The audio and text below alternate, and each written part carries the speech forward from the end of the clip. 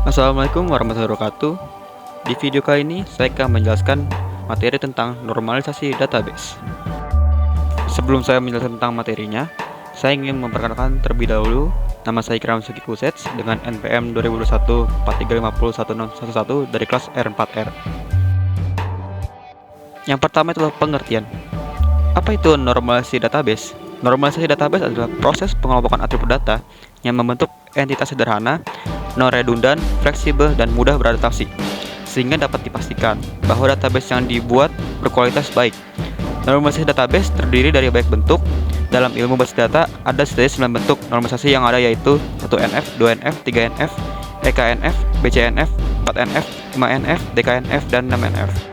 Tapi untuk di video kali ini, saya akan menjelaskan sampai dengan 3NF saja. Oke, mari kita lanjut. Poin selanjutnya. Oke, yang selanjutnya itu ada tujuan. Tujuannya adalah untuk menghilangkan dan mengurangi redundansi data, dan tujuan yang kedua adalah memastikan dependensi data atau data berada pada tabel yang tepat. Jika data dalam database tersebut belum dinormalisasi, maka akan terjadi 3 kemungkinan yang akan merugikan sistem secara keseluruhan. Yang pertama, insert anomaly. Situasi di mana tidak memungkinkan memasukkan beberapa jenis data secara langsung di database. Yang kedua, delete anomaly. Penghapusan data yang tidak sesuai dengan yang diharapkan. Artinya, data yang harusnya tidak terhapus mungkin ikut terhapus. Yang ketiga, update anomaly. Situasi di mana nilai yang diubah menyebabkan inkonsistensi database, dalam artian data yang diubah tidak sesuai dengan data yang diberitakan atau yang diinginkan. Oke, selanjutnya ada tahapan normalisasi. Di sini kita mempunyai 4 tahapan normalisasi. Yang pertama adalah bentuk tidak normal atau unnormalized.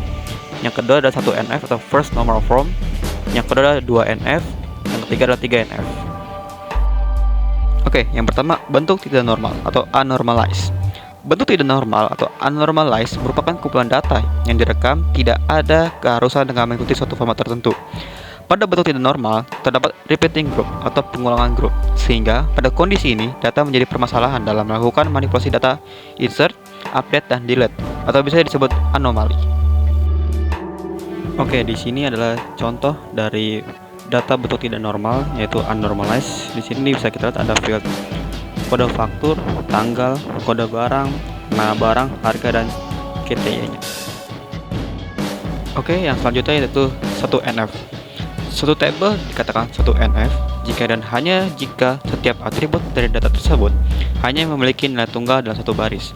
Jadi, tabel yang belum dinormalisasi tadi perlu diubah.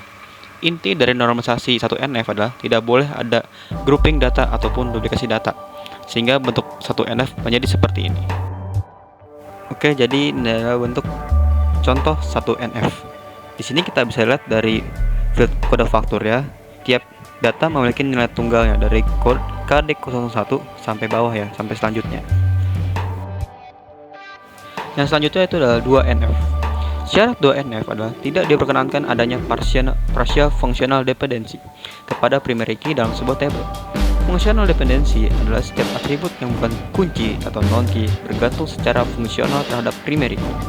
Intinya adalah pada tahap normalisasi 2NF ini, tabel tersebut harus dipecah berdasarkan primary key, sehingga bentuk normalisasi 2NF dari tabel tersebut adalah sebagai berikut.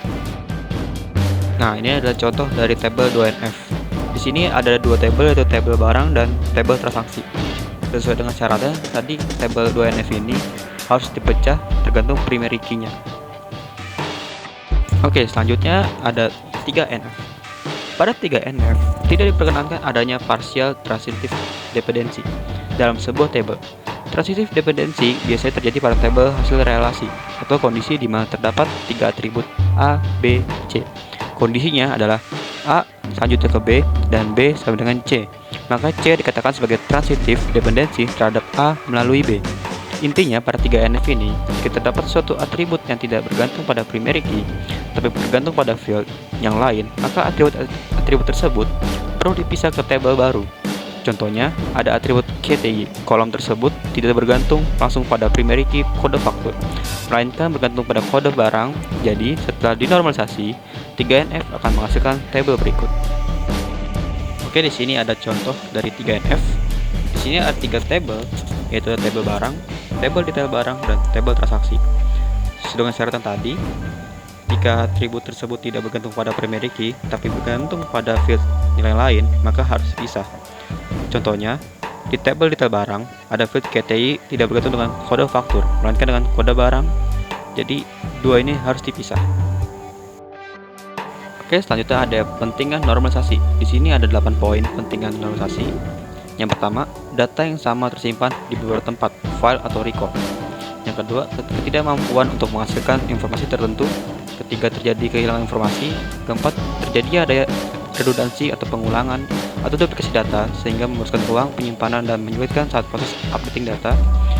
Yang kelima, timbul adanya null value. Keenam, kehilangan informasi bisa terjadi bila pada waktu merancang database atau melakukan proses dekomposisi yang keliru.